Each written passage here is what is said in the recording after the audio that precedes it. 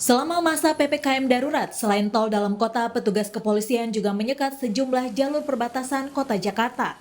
Salah satunya di Jalan Raya Lenteng Agung, Jakarta Selatan.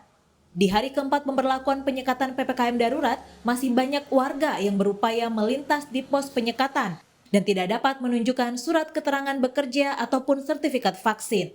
Bahkan untuk menutup arus lalu lintas, polisi bahkan menggunakan 2 unit panser. Sementara itu di pos penyekatan Jalan Bintaro Utama Sektor 3 Tangerang Selatan, sempat terjadi antrian akibat masih banyaknya warga yang mencoba masuk ke Jakarta dengan alasan bekerja. Aturan untuk bekerja dari rumah bagi sektor non-esensial pun ternyata belum sepenuhnya dipatuhi. Hal ini terbukti dari hasil sidak yang dilakukan oleh Gubernur DKI Jakarta. Anies mendapatkan masih banyak pekerja bidang non-esensial yang seharusnya bekerja dari rumah tapi justru datang dan memenuhi perkantoran. Bahkan video Anies sedang memarahi pihak perusahaan yang nakal pun viral di berbagai media sosial. Itu bukan soal pelanggaran aturan. Nama ibu siapa? Diana.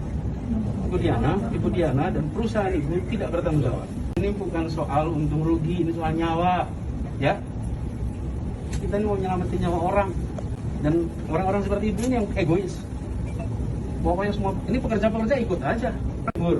Kenapa? Karena orang-orang tidak peduli seperti ini. Sekarang tutup kantornya dan langsung nanti akan diproses. Dan katakan pada semua, pulang. Taati aturan. Mengerti? Sesuai aturan PPKM darurat dan Undang-Undang Nomor 4 Tahun 1984, perusahaan yang melanggar aturan saat PPKM darurat bisa dikenakan sanksi. Mulai dari sanksi berupa teguran, sanksi administratif, hingga pidana penjara selama 1 tahun dan denda maksimal 50 juta, serta pencabutan izin perusahaan. Sementara itu, hari ini kembali terjadi lonjakan kasus corona di Indonesia. Kasus positif COVID-19 bertambah 31.189 dan jumlah pasien meninggal sebanyak 728 orang. Pemerintah menyebut telah menyiapkan skenario terburuk jika kasus aktif harian COVID-19 Indonesia terus naik dan menyentuh angka 70.000 kasus. Menteri Koordinator Bidang Maritim dan Investasi Luhut Binsar Panjaitan bahkan telah menyiapkan skenarionya. Hari kemarin 29.000, bisa saja mungkin nanti kita sampai ke 40.000 ataupun lebih. Oleh karena itu, skenario untuk menghadapi itu tadi sudah kita lakukan. Jadi baik mengenai obat, mengenai oksigen, maupun tadi rumah sakit. Kalau ada yang bilang tadi perlu bantuan dari luar, kita juga sudah komunikasi dengan Singapura, kita komunikasi juga dengan Tiongkok, dan komunikasi juga dengan sumber-sumber lain. Jadi sebenarnya semua secara komprehensif sudah kita lakukan. Nah, kita juga sudah menyiapkan metodologi monitoring PPKM darurat melalui indeks mobilitas dan cahaya malam. Kita engage Facebook Mobility. Perlu kesadaran dan tindakan bersama dari semua pihak agar pemberlakuan PPKM darurat ini bisa berjalan maksimal, sehingga kasus harian corona bisa turun dan banyak nyawa terselamatkan. Tim Liputan, Kompas TV. Saudara, tadi siang Gubernur DKI Jakarta mendapati sejumlah perusahaan yang masuk kategori non-esensial masih beroperasi dan bahkan mempekerjakan karyawannya di kantor. Dan mereka seharusnya WFH 100%, bahkan mereka hari ini mempekerjakan lebih dari 25%, harusnya 0%. Gubernur Anies pun sempat marah-marah melihat fakta itu. Bagaimana kondisi perkantoran dan lalu lintas pasca sidak yang dilakukan oleh Gubernur DKI Jakarta Anies Baswedan, kita tanyakan langsung pada jurnalis Kompas TV Jonah Hamunangan di kawasan perkantoran di Jalan Jenderal Sudirman, Jakarta. Jonah, situasi terakhir di jalan utama, di perkantoran utama di Jakarta, di Jalan Jenderal Sudirman, Jakarta. Ya, Man, bisa saya laporkan saat ini situasi di Jalan Sudirman sangat lengang dan tentu saja ini merupakan imbas dari pemberlakuan PPKM darurat. Ditambah lagi tadi Gubernur Anies Baswedan sempat melakukan sidak dan tadi sempat masuk ke salah satu gedung perkantoran yang ada di Jalan Raya Sudirman. Dan saya akan menunjukkan kepada Eman bagaimana situasi visual yang ada di Jalan Sudirman. Situasinya sangat sepi, sangat lengang, dan biasanya kalau kita lihat di gedung-gedung yang ada di Jalan Sudirman ini meskipun malam masih terang, lampu atau cahaya yang ada di tiap lantai saat ini bisa dilihat gelap, tidak ada lampu dan ini menunjukkan bahwa pada dasarnya tidak ada aktivitas perkantoran. Ini menandakan bahwa para gedung atau mungkin tiap-tiap unit yang ada di kantor ini mereka menjalankan perintah gubernur untuk WFH 100%. Seperti kita ketahui bahwa kawasan Sudirman, kawasan Kuningan, dan kawasan Gatot Subroto ini merupakan kawasan bisnis yang merupakan kawasan yang cukup populer ya di Jakarta dan dikenal dengan segitiga emas, dan ini merupakan salah satu bisa dikatakan sentra perekonomian. Namun selama 4 hari belakangan ditambah lagi dengan adanya penyekatan, aktivitas perekonomian sebenarnya tidak terlalu terlihat. Bila mana tadi gubernur sempat sidak dan melihat adanya aktivitas perkantoran, sebenarnya hanya 1 sampai mungkin 1 dari 50 kantor saja yang berani melakukan. Tapi memang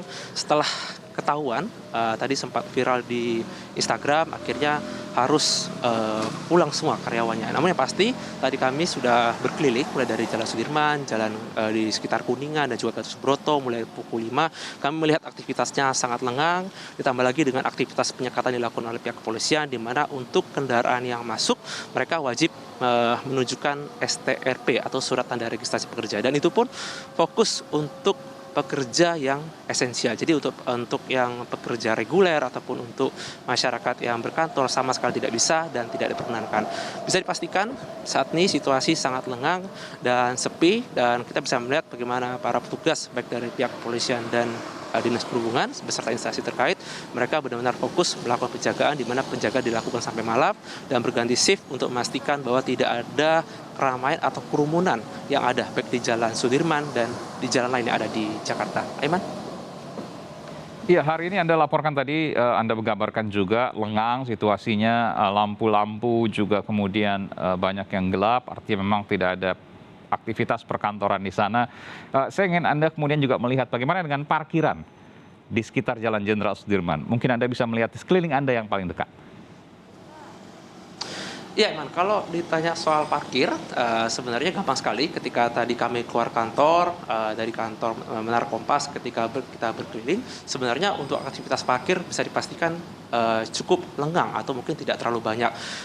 Tadi kita berkeliling ke Jalan Sudirman dan kita mungkin bisa melihat juga mungkin orang yang parkir di luar, mungkin seperti taksi atau mungkin mobil-mobil taksi online itu memang cenderung lebih sedikit gitu. Jadi memang untuk kendaraan yang berparkir baik mungkin roda 4 atau roda 2 lebih minim, dan mungkin untuk kendaraan yang mungkin parkir di dalam gedung itu saja bisa dipastikan menurun atau mungkin bisa dikatakan tidak terlalu banyak atau tidak full. Baik. Jadi kalau melihat dari aktivitas kendaraan atau mungkin aktivitas mungkin dari roda 4 atau roda 2 sebenarnya tidak terlalu tinggi, dikarenakan memang penyekatan dilakukan polisi ini memang benar-benar cukup ketat, baik mungkin dari luar Jakarta, di dalam Jakarta, bahkan di dalam tol pun, untuk keluar tol pun bahkan disekat seperti ada di exit tol Senayan gitu. Nah, ini menunjukkan bahwa pada dasarnya untuk kendaraan sendiri pun untuk bisa leluasa atau lengang melewati sebenarnya juga cukup sulit. Nah, itu sebabnya untuk kendaraan mungkin yang parkir pun tentu saja akan ada penurunan, dikarenakan untuk akses ke tengah kota atau ke kantor pun sudah cukup terhalang. Aiman? Baik, terima kasih Johan Hamonangan, laporkan langsung dari Jalan Jenderal Sudirman, tempat kantor utama di DKI Jakarta yang merupakan pusat perkantoran yang Anda katakan tadi segitiga emas di sana. Terima kasih atas laporan Anda dan tetap jaga protokol kesehatan, sehat selalu. Saudara, di tengah memburuknya kasus harian COVID-19, pemberlakuan PPKM darurat belum sepenuhnya dipatuhi sejumlah pihak.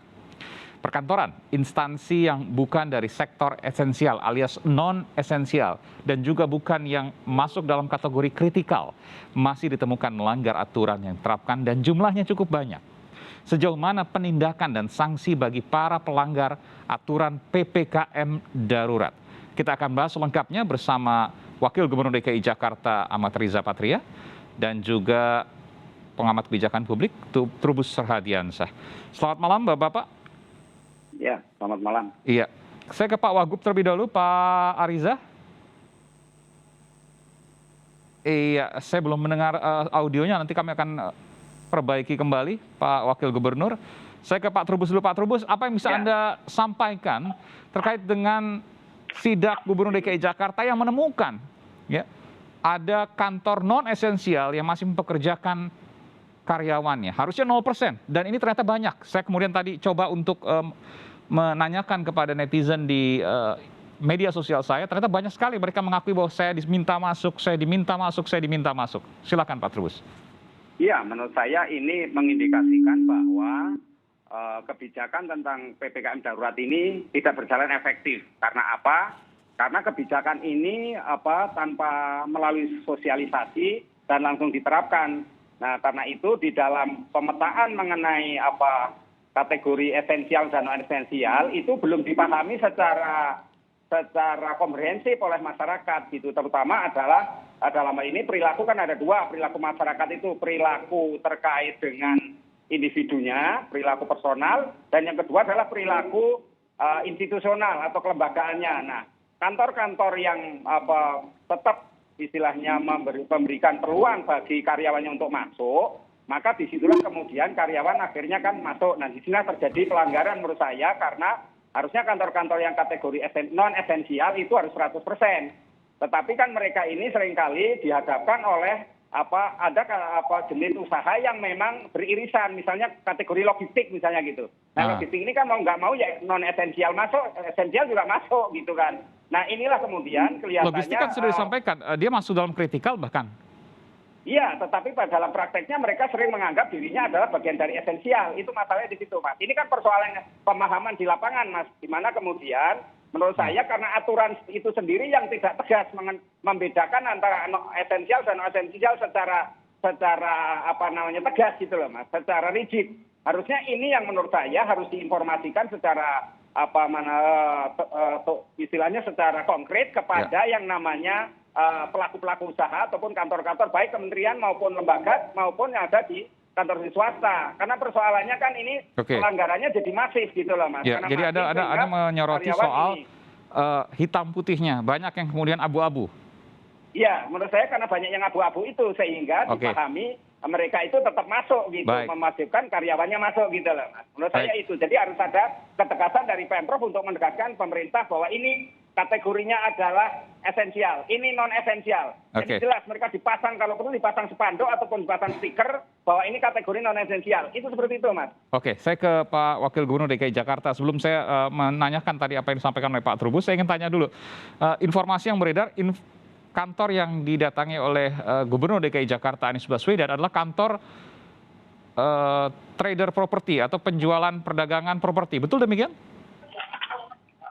Yang kurang lebih begitu, Mas Aiman. Oke, dan ini mendapatkan informasi bahwa yang bersangkutan perusahaan itu kemudian masih operasi. Ini tentu dilakukan proses pemeriksaan sebelumnya, Pak Wagub. Ya, itu kan informasi dari masyarakat biasanya. Ya. Saya juga hari-hari mendapat informasi ada kafe yang buka, ada kantor yang buka umpamanya melewati jam, melihat kapasitas kita biasa terima WA. Pengaduan langsung ke kita atau ke Pemprov atau ke teman-teman dan lain sebagainya. Kemudian kita tindak lanjuti. Dan saat ini ada berapa yang didapatkan oleh pemerintah Provinsi DKI Jakarta jumlah yang non esensial yang harusnya 0% tapi masih mempekerjakan karyawannya? Ya, angkanya belum dapat pasti, ini masih dihitung. Karena kemarin hari pertama memang kita masih fokus pada penyekatan di perbatasan dan titik-titik yang kita sekat, ya. Dan itu menjadi pembelajaran bagi kita semua. Sengaja kita tampilkan di situ, kita hadirkan di situ mobil tank Anoa dan sebagainya untuk memberikan perhatian pada masyarakat bahwa kita sedang PPKM darurat dan memang ada pembatasan, pembatasan keluar masuk, pembatasan jam operasional dan pembatasan kapasitas. Kemudian juga kita membagi mana sektor-sektor yang dibatasi yang boleh dan yang tidak. Ya. Seperti sudah disampaikan, ada sektor esensial, ada sektor kritikal, dan juga yang mendesak, termasuk yang pengecualian. Jadi sudah kita atur sedemikian, mudah-mudahan masyarakat bisa memahami dan mengerti dan melaksanakan. Dan mulai hari ini kami melakukan sidak di beberapa tempat, Pak Gubernur, saya dan jajaran, juga dari Polda Metro, juga dari TNI, Kajati dan sebagainya, itu melakukan pengecekan di beberapa tempat, apakah itu di perkantoran, kemudian juga di titik-titik pembatasan dan lain sebagainya. Iya, Pak Wagub, ini ada yang kemudian disampaikan oleh Pak Trubus, nggak jelas ini hitam putihnya, yang mana esensial, yang non esensial, yang mana kritikal. Contohnya tadi disebutkan misalnya logistik, ada yang menganggap logistik itu bagian dari kritikal, ada yang esensial, bahkan ada yang non esensial karena ada akar-akarnya, ada cabang-cabangnya. Bagaimana Anda menjawab ini? Ya sebetulnya sangat jelas perbedaan esensial dan kritikal. Jadi esensial 50%, kritikal 100% bisa masuk. Kritikal itu kan sudah dijelaskan, energi, kesehatan, keamanan, logistik, transportasi, industri makanan dan penunjangnya, petrokimia, semen, objek vital nasional, penanganan bencana, kemudian proyek strategis nasional, konstruksi juga diperbolehkan, utilitas dasar listrik, air, serta industri pemenuhan kebutuhan pokok masyarakat sehari-hari diberlakukan 100% bekerja di kantor masing-masing. Nah yang tadi yang esensial yang 50% itu yang seperti keuangan, perbankan, pasar modal, sistem pembayaran, teknologi, informasi dan komunikasi, perhotelan, non penanganan karantina COVID, industri berorientasi ekspor diberlakukan 50%. Jadi memang diatur pembedaannya. Dan tidak mungkin kita membuat stiker berapa puluh ribu nanti kantor kita pengen stiker. Namun kami minta membuat daftar yang esensial yang mana, yang kritikal yang mana. Di luar itu berarti kita anggap non esensial, non kritikal. Nanti kalau di lapangan misalnya saya menganggap, misalnya ada perusahaan, saya kan esensial Pak, karena saya kaitannya ke energi misalnya. Padahal dia bukan perusahaan energi langsung, tapi dia kaitan ke energi, supply ke energi. Misalnya ada perusahaan yang mensuplai kebutuhan untuk perusahaan energi. Kalau nggak ada saya, perusahaan energi itu nggak akan bisa Pak. Bagaimana kemudian ketika ada ya, argumentasi seperti itu? Itu kan turunan, itu bisa dimengerti. Jadi nanti sama-sama kita bisa lihat mana yang menjadi bagian energi, mana yang menjadi supply daripada energi atau turunan energi. Sejauh itu turunan yang berdampak, kalau itu ditiadakan berdampak hilangnya energi, umpamanya BBM jadi tidak ada, ya tentu itu harus dimasukkan dalam esensial. Oke, baik. Nanti saya akan minta pendapat dari Bung Trubus. Sesaat lagi, saudara, tetaplah bersama kami di Sapa Indonesia Malam.